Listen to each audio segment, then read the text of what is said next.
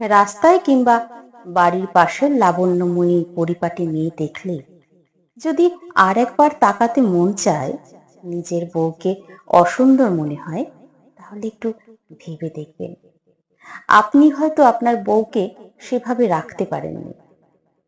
পুরনো জীর্ণ কাপড়ের চাইতে নতুন কাপড়ে যতটা সুন্দর লাগে, অলংকার নারীর সৌন্দর্য আরো বহুগুণে বাড়িয়ে দেয়।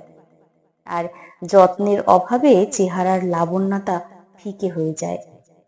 Skin care, hair care product কিনতেও নির্দিষ্ট একটা অ্যামাউন্ট লাগে। সব ছাড়া তো ঝকঝকে ত্বক, ঝলমলে চুল সম্ভব না। আপনি যখন বিয়ে করেছেন তখন নিশ্চয়ই আপনার বউ এরকম ছিল না। সংসার, সন্তান সামলাতে গিয়েই হয়তো নিজের যত্ন নেওয়ার সময় পায় না। আপনার সামর্থ্যের কথা চিন্তা করেই হয়তো মাসে মাসে নতুন পোশাক আবদার করে না। ময়শ্চারাইজার, সানস্ক্রিন, শ্যাম্পু শেষ হয়ে গেলেও সাথে সাথে বলে না।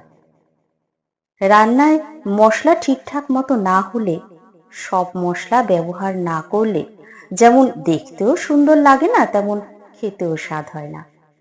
তাহলে যত্নের অভাব, ভালো পোশাকের অভাবেও তো একটা মেয়েকে মলিন লাগা স্বাভাবিক।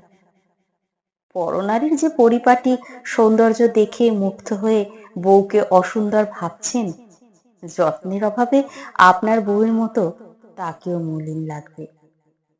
একটা নারীর সৌন্দর্য, স্বাস্থ্য নির্ভর করে তার স্বামী তাকে কিভাবে রেখেছে সেটার উপর।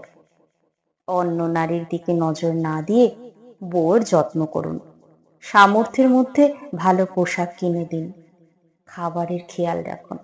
দেখবেন আপনার বউ সৌন্দর্যের দিক দিয়ে কারো থেকে কোনো অংশে কম নয়।